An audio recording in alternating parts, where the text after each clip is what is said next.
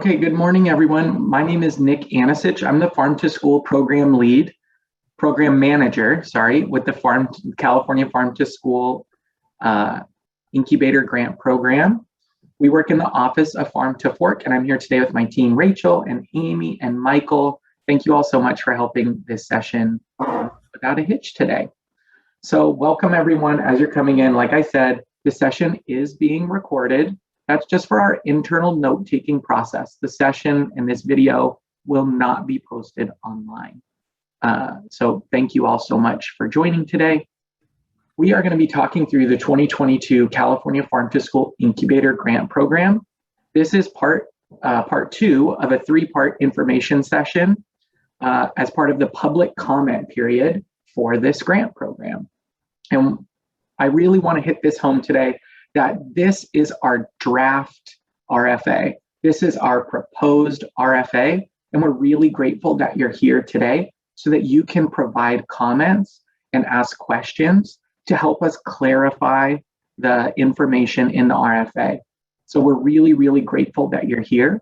If you miss the session, or if you need to leave, or if you miss any part of this session, do not worry, because there's another session next Thursday from 9:30 to 10:30. And on our website, we're going to post the recording from our first info session. So if you were at the first one, this one will be very familiar to you as well. Okay, next slide, please. So as we develop a grant program at CDFA and in the Office of Farm to Fork, we think it's really important for everyone to understand that we have a culture of support and collaboration. We are excited to be able to shape this grant together in a collaborative process through public comment. And as we're developing the grant program, we ask ourselves these questions. How can we simplify this RFA? How can we help applicants communicate their program impacts and goals? What supports can we provide as a team? How can we celebrate and validate the work that's being done in the community? And then finally, how can we create lasting impact with this grant program? So how can we create an RFA, create funding tracks and allowable costs and all of these little details? How can we make sure that these funds are going to create lasting impact? We know that can be really hard with grants. So it's a question that we are constantly reflecting on. In the Office of Farm to Fork in our Farm to School program, we also have a set of guiding practices that we use. And these are to help provide supports for applicants and for grantees. The first one is support and technical assistance. So how can we help you throughout the grant process? How can we make sure that the application is simple and easy, that reporting is as easy as it can be, all of those things. And then what supports and resources can we offer along the way? As part of that, we host office hours and peer-to-peer learning sessions for grantees so that we can refine our grant practices, ask and answer relevant questions, and then also have cross-pollination. So we can connect programs throughout the state, whether it's an amazing program in Arcata or Humboldt, connecting them all the way down maybe to a food hub in Sacramento or a farm to school collaborative along the coast. There's so many great projects happening. So as a grantee, you have these opportunities to simplify, to help, celebrate and validate, to create lasting impact, to connect with people throughout the state, to get resources and technical assistance. It's all there for you. And why we're sharing this is because we want this to be a collaborative process at this point in the grant. Please provide your public comments to us. State what you need, state what you think should be changed, and ask questions if you need clarification on anything. So we're really excited to share this proposal with you today and to hear your notes and feedback and guidance for us. Next slide, please. So this slide goes over the purpose and priorities for all four of the grant tracks that we're going to talk about today. So these are the purpose and priorities for the entirety of the California Farm to School Incubator Grant Program. It's to award competitive grants to support projects that cultivate equity, nurture students, build climate resilience, and create scalable and sustainable change. Our funding priorities are to engage students from underserved communities, to serve schools located among priority populations that are especially vulnerable to the impacts of climate change, to fund projects that include small to mid-sized California food producers, fund projects that include veteran California food producers, socially disadvantaged California food producers, and or limited resource farm households in California. And then also to prioritize projects that include California food producers who utilize climate smart agriculture practices or climate smart ag production systems. So that can be individual practices like cover cropping, those types of things, or also systems like certified organic or transitioning to certified organic, or other regenerative strategies that increase resilience to climate change. So these are the funding priorities. They work across all 4 grant tracks that we'll dive into today. And we hope that you see in here that it's focusing on community need and equity, and it's focusing on building a healthy, equitable, resilient food system through strategic partnership. Okay, next slide, please. There are 4 funding tracks, and we will talk about each of them today. Track 1 is the Farm to School K-12 Procurement and Education Grant. Track 2 is the Farm to School Partnership Grant. Track 3 is the Farm to Early Care and Education Grant. And Track 4 is the Farm to School Producer Grant. And to head you off kind of at the start, yes, you can apply to multiple tracks. And yes, you can apply if you have an existing California Farm to School Incubator grant. You can also apply if you have a USDA Farm to School grant or other grant funding, and we'll get into that as we go. Next slide, please. So here's what to expect in this info session. For each of those tracks, we're going to give an overview of that track. So big picture, then we're going to dive into eligibility, then we're going to dive into the details. So you'll hear about the grant term, the award amounts, allowable costs, and reporting, and then the application and scoring. These are all proposed. So I'm going to continue to say, here's what's proposed. And it's your job at this point not to take it as concrete, oh, I need to figure out how to apply for this. What we're asking for at this point in the process is to hear, did we get it right? Is this the right design? How can we simplify it? How can we make it better? You think the award amount should be more? You think it should be less? Let us know. Those are the types of things we're looking for. Okay, and then as we get to track 1 and track 2, we'll also have examples of past projects because those are what we funded last year. At the end, I'll share an overall grant timeline. This whole process here, it takes about 30 minutes. So, it's 9:40 now, so probably about 10 after. I'll wrap the presentation portion, and then there will be comments and questions time. So as a participant on this session live, you can ask questions and provide comments, but we're saving them for the end once we share all the information. I won't be talking at you for the whole hour. Okay, next slide, please. So getting started with track 1 is the K through 12 Farm to School Procurement and Education Grant. This is currently our proposed track 1. It's proposed that track 1 will fund individual public school districts, county offices of ed, and direct funded charter schools in California to establish new or expand existing farm to school programs that do both of these things, that coordinate the school nutrition services program with educational opportunities for students in cafeterias, classrooms, and outdoor learning spaces, and procure new and California grown or produced whole or minimally processed foods for incorporation into school meals, and especially foods that are culturally relevant, climate smart, and from small to mid-sized food producers, veteran food producers, socially disadvantaged food producers, and or limited resource farm households in California. If you want to, in this track, you can also employ farm to school staff and offer professional development. We're putting that in there to really highlight that that's an allowable cost.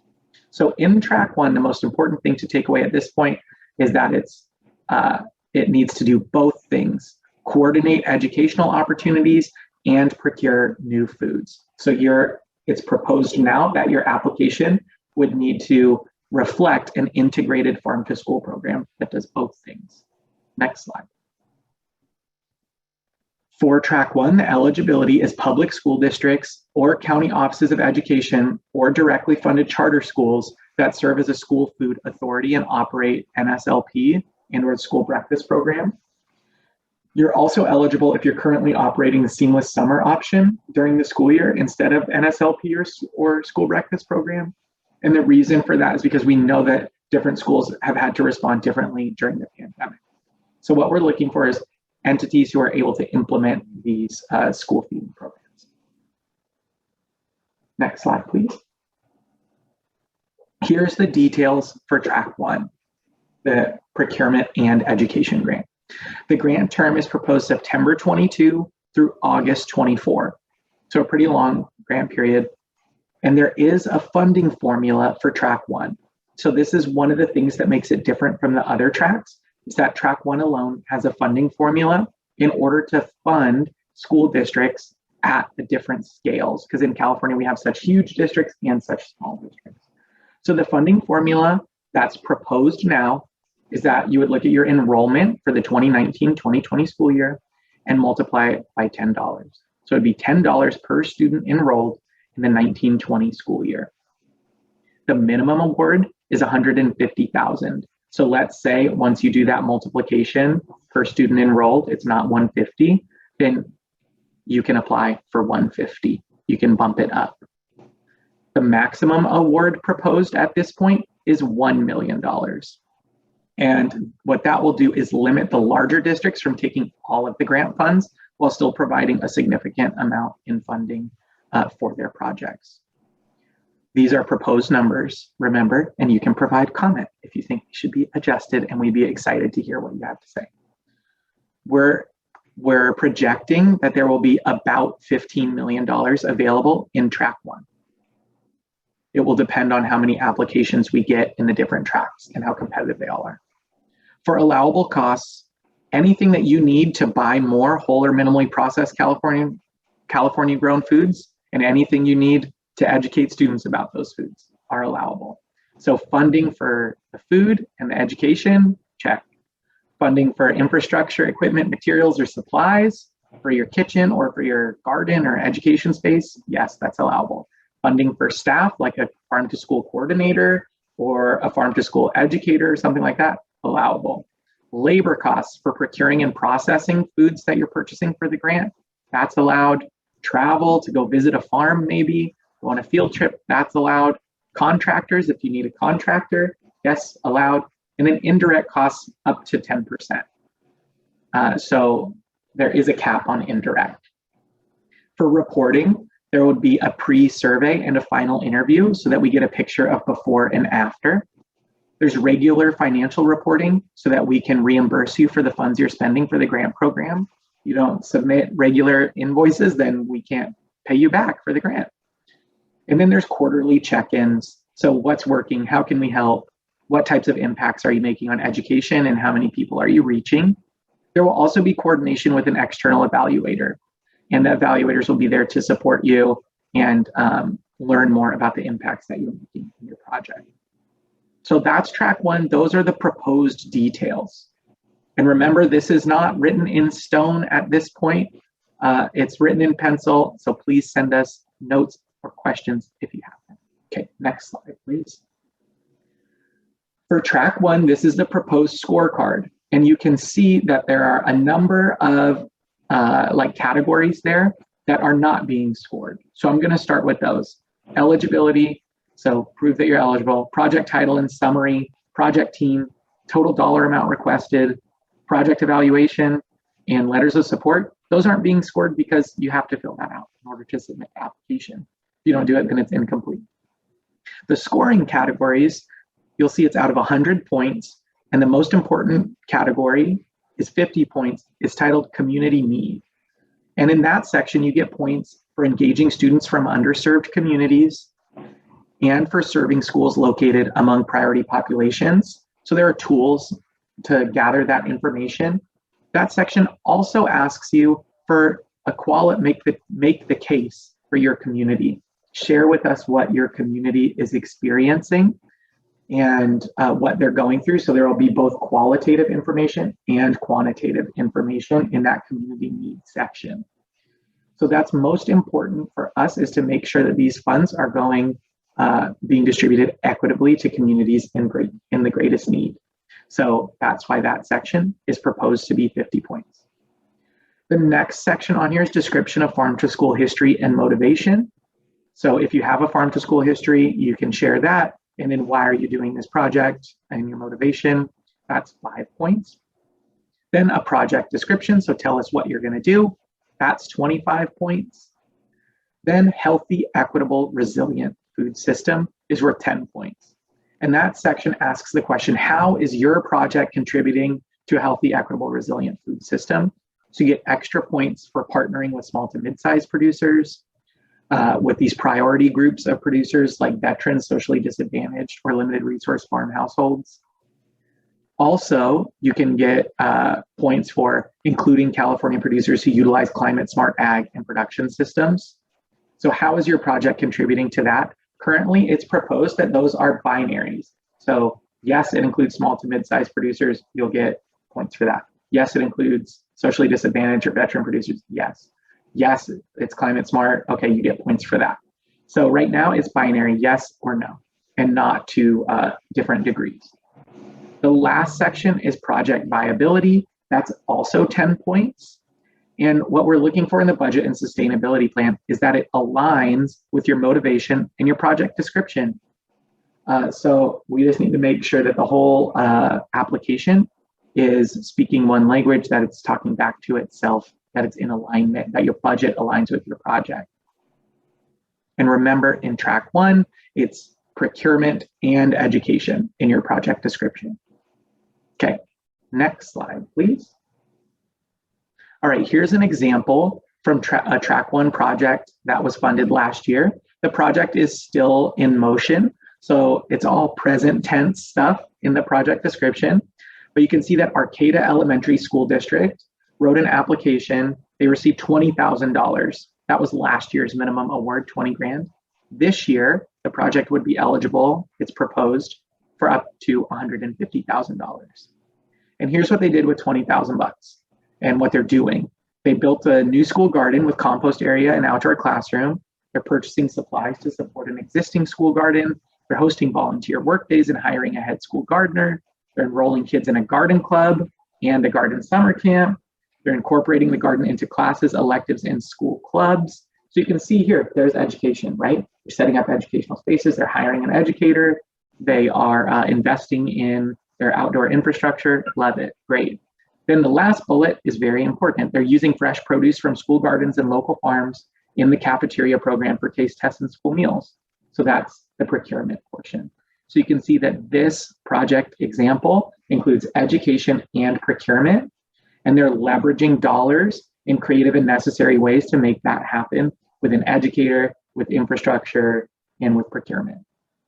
So this is our what we're thinking of when we're writing the RFA is projects like this.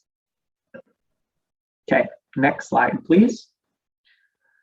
So now we're going to move into track 2, and this is the Farm to School Partnership Grant. Again, this is all proposed for the grant, nothing written in stone yet, so we want to hear your comments and guidance. The thinking behind track 2 is that it will fund regional and statewide farm to school partnerships in California to establish new or expanding farm to school initiatives that implement farm to school procurement or education strategies as part of a larger regional or statewide food system development plan. Or, so these are and ors. Track 1, you had to do them all. Track 2 is and or. The second option is increase collaboration and coordination between California food producers and school nutrition services departments to increase procurement of California grown or produced whole or minimally processed foods for incorporation into school meals, especially foods that are culturally relevant, climate smart, and from small to mid-sized food producers, veteran food producers, socially disadvantaged food producers, and or limited resource farm households in California, and or provide farm to school procurement and or education technical assistance or capacity building support to more than one farm to school implementing organization. So what do these look like? Implementing a larger regional or statewide food system development plan. That could be like a county level food system plan that's being developed that has a farm to school element, or a regional food system plan that includes farm to school as part of it. You could use funding for those things to implement those strategies. You could increase collaboration and coordination between producers and school nutrition services departments So if you work with a bunch of producers, if you work with a large group of producers, and you're going to be the go-between between them and the buyers at the schools, great, love it, good idea. Sounds like a great partnership. And then that last one is technical assistance and capacity building. So let's say you're a nonprofit organization or UC Extension or whoever, we'll get into eligibility next. But let's say you're working with a number of school districts to help them expand farm to school or implement farm to school projects, then this would be a great track for you. What we're really looking for in this track and what we're proposing is that this application is going to show a big collective impact. Whereas track 1 is for individuals, to individual districts or county offices or charter schools to apply. Track 2, we want to see a big collective impact beyond just one community. Okay, next slide, please. Here's the eligibility for this track. It's a partnership grant. So we defined a partnership. A partnership is at least one farm to school support organization and at least one farm to school implementing organization. A support org is like a nonprofit or a tribal government, a county agency, an RCD, UC Extension, a food council, a higher ed partner. You had a UC partner, a CSU partner who's also procuring locally, and you're going to tie that in with K-12 and EC or whatever, like you can plug all those pieces together. We're looking for a lot of people working together to advance farm to school. And then the second piece of the partnership is an implementing org. That's the people from track 1. That's a public school district, county office of ed, direct funded charter school. It's people who are on the ground who would be institutionalizing these practices or taking them further. So at least one support org and at least one implementing org, but what we're looking for is collective impact. All right, next slide, please. Here's the details, September 22 through August 24. That's the same as the other tracks. The award amounts, 100,000 to 500,000. It's up to the applicant in this track. This is not a funding formula. You get to choose how much you need to implement your project. We're projecting that there will be about 4.5 million available. Again, that's a projection, not, we don't know. Allowable costs, anything your partnership needs to establish or expand your regional or statewide farm to school initiative. So food for student education, infrastructure, equipment, materials and supplies, staff, travel, contractors, indirect costs up to 10%. There's that cap again, unless there's certain circumstances, but there's the cap. The thing that's currently not allowed in this track that I think we would love your comments on if you're interested in this is food procurement costs. So if you need a school, if you're a school district, you want to procure food, right now, that's what track 1 is for procurement. And currently it's not allowed to procure food for school meals in track 2. So this is to expand partnerships and create collective impact, but procurement is in track 1. For proposed reporting, again, it's the same as before, pre-survey and final interview for a before and after, regular financial reporting to track your spending so that we can reimburse you, and then quarterly check-ins, what's working, how can we help, collaboration strategies and project impacts, plus coordinating with our external evaluation team. Okay, next slide, please. Here's the application and scoring. It will look very familiar to you. You were here for track 1, it's the same thing. So I'm not going to dive too deep into it. The points categories that are not scored here is because you have to submit them in order to have a complete application. So we're not scoring those. What we are looking at is community need, description of history and motivation, your project description, how is your project contributing to a healthy, equitable, resilient food system, and how does your budget and sustainability plan align with the rest of the application? And is it complete? Does it make sense? And that's, again, total 100 points. Most important things here, again, are community need, which is how are you serving underserved communities? Are you serving priority populations? And then can you make the case for your community? What else is your community experiencing? It's maybe not reflected in the numbers.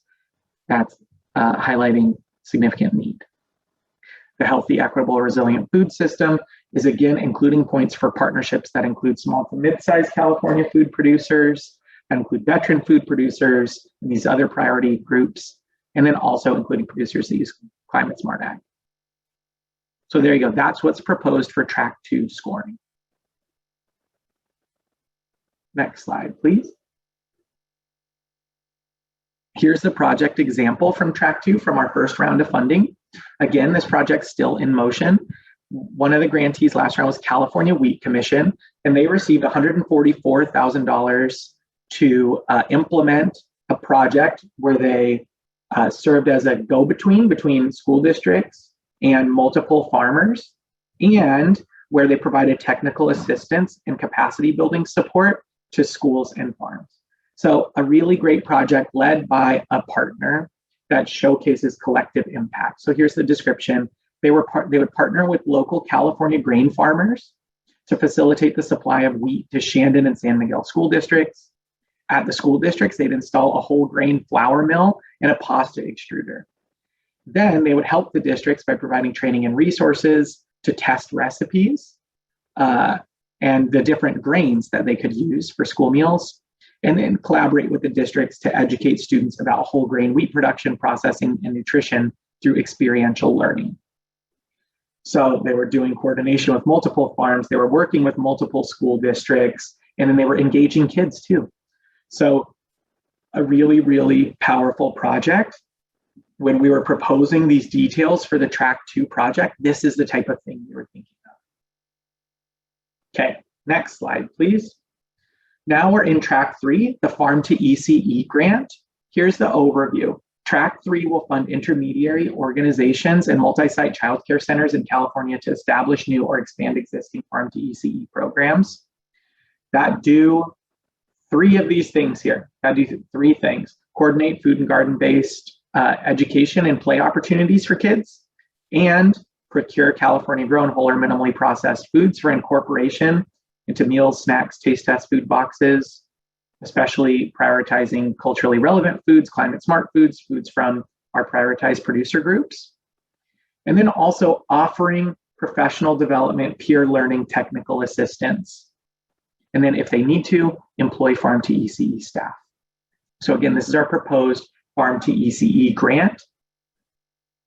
The one thing to note here at the bottom is that we encourage Track 3 projects to incorporate parent and family engagement as well, and to build connections to the K-12 space and the CACFP programs. So, if you're able to blend these things together to implement it all, then we encourage that, but not require it. Okay, next slide. Here's the eligibility. It would be intermediary organizations or multi-site childcare centers.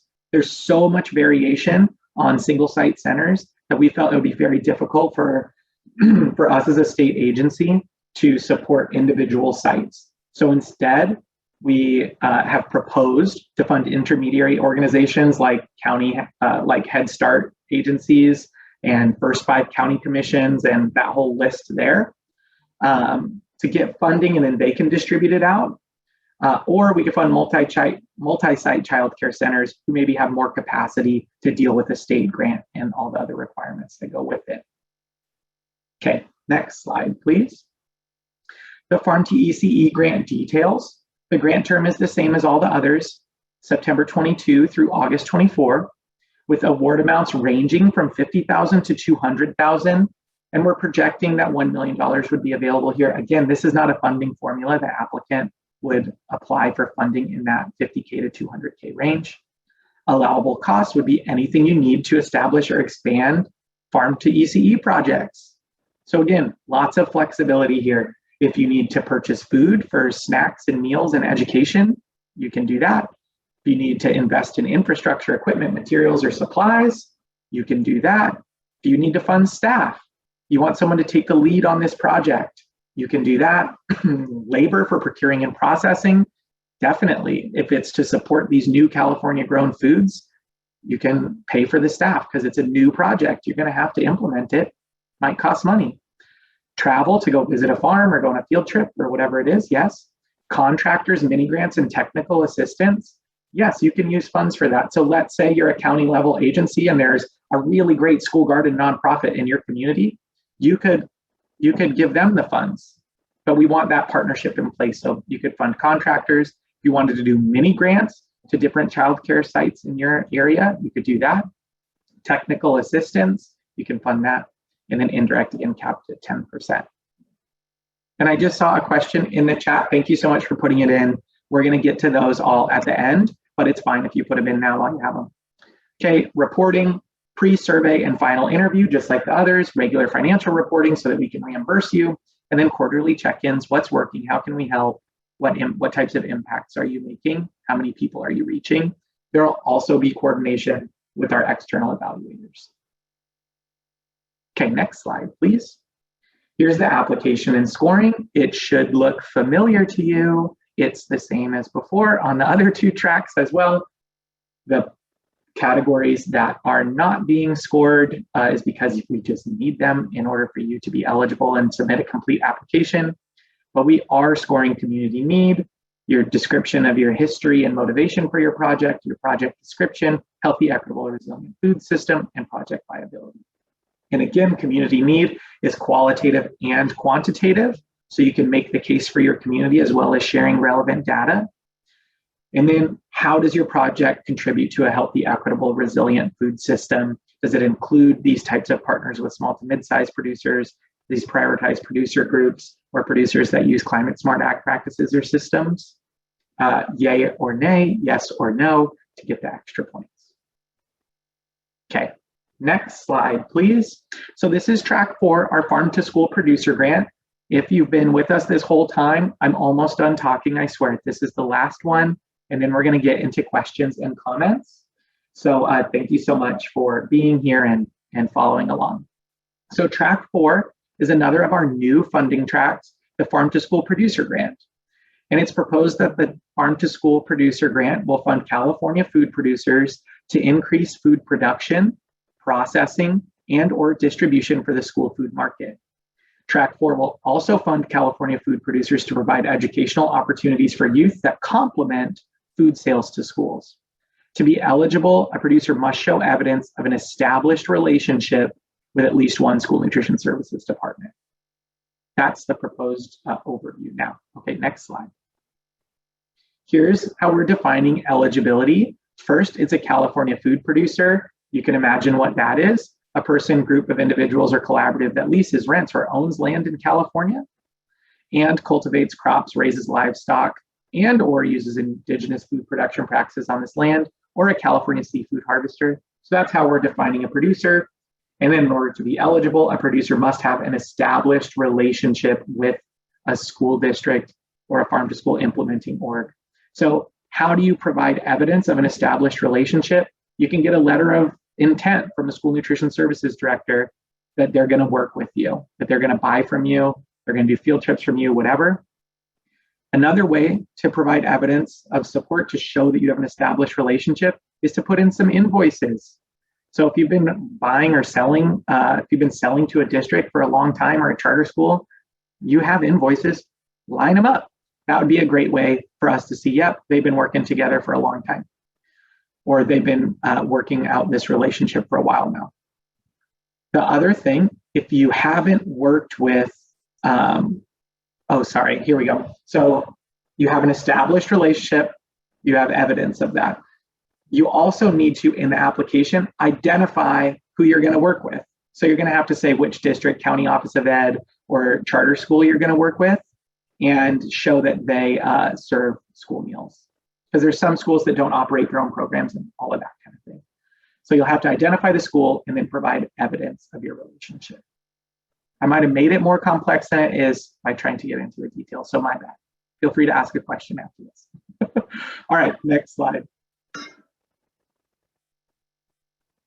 So here's the details that we're proposing for this track. The grant term, September 22 through August 24, with award amounts ranging from $5,000 to $150,000. And we're projecting $5 million would be available for this funding track. Again, we have to see how many applications come in each track, and then we'll know how much will be available in each one. For allowable costs, it's anything a producer needs to sell more food to schools and/or engage more students at their farm site or at the school. So equipment, infrastructure, supplies that are needed to sell food to schools, yes, of course. So if you need a new harvesting machine, a triple wash salad station that you want to implement, you need packing materials so that you can be in the right pack size for the school, you can do all of that. You need to fund staffing costs dedicated for farm to school, then you can fund that. If you need a new certificate, a new license or new insurance in order to sell food to schools. So if you need a new food safety certification, or if you wanted to go through food safety training, or if you wanted to increase your liability insurance, then this could fund that as well. Then educational activities for students like field trips, producer visits to the cafeteria and classroom, those are all allowed as well. The other unique element of this grant is that if you're selling food to schools and you want to expand the amount of climate smart ag practices that you're doing too, you can also use these funds to implement new climate smart ag practices for your school food production.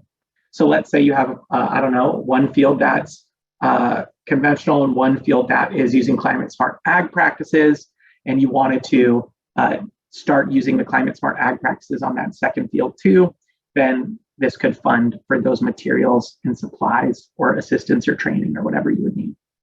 For reporting, we know that it can be difficult for producers to do reporting. So it's a pre-survey and final interview, regular financial reporting, so you track your spending, and then a quarterly check-in, what's working, how can we help, what are your project impacts? Also coordinating with our external evaluators, probably just some phone calls there to talk with them. Farmers and producers are also eligible for advance payment. So that could be another option. You'll see details in the RFA on advance payment. Okay, next slide, please. This scorecard and application is different than others. It's only out of 50 points. So the categories that are not being funded: eligibility, project title and summary, total dollar amount, your business and organization background, relationship with school nutrition services departments, saying yes to eval and letters of support. Like, you need those in order to just submit a complete application. They're not being scored. You just have to check those boxes. What is being scored is your description of your farm to school vision. So why do you want to work with schools? How is this going to impact your farm and your mission and the work that you're trying to do in the world? 2 points. Project description. So what are you going to do with these funds? How will you use funding to increase production or get more or engage more students?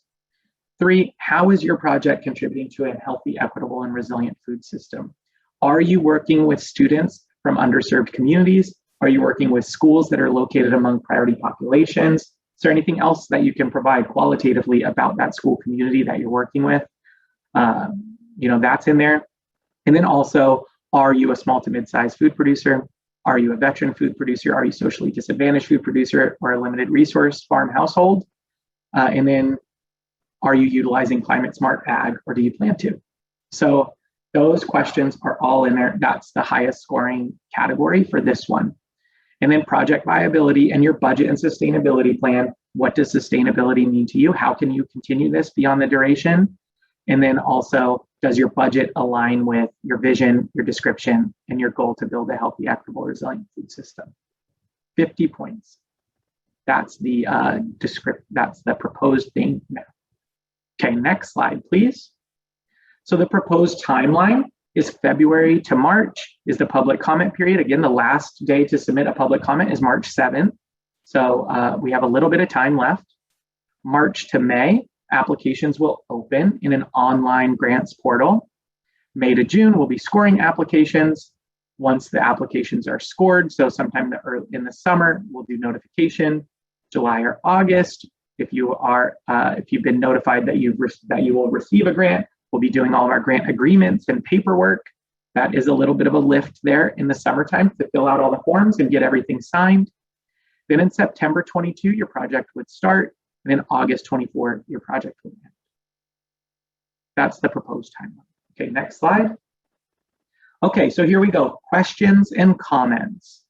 It says, please keep your questions or comments to under 2 minutes. You can also use the chat if you would prefer to put your questions in the chat or your comments in the chat. And I've seen some of those already, and we'll start working through those. So thank you all for submitting them. To learn more about the grant, you can visit the webpage, cdfa.ca.gov/CAF2S grant. And you can email your comments to cafarmtoschool@cdfa.ca.gov by 5 p.m. Pacific time on March 7th.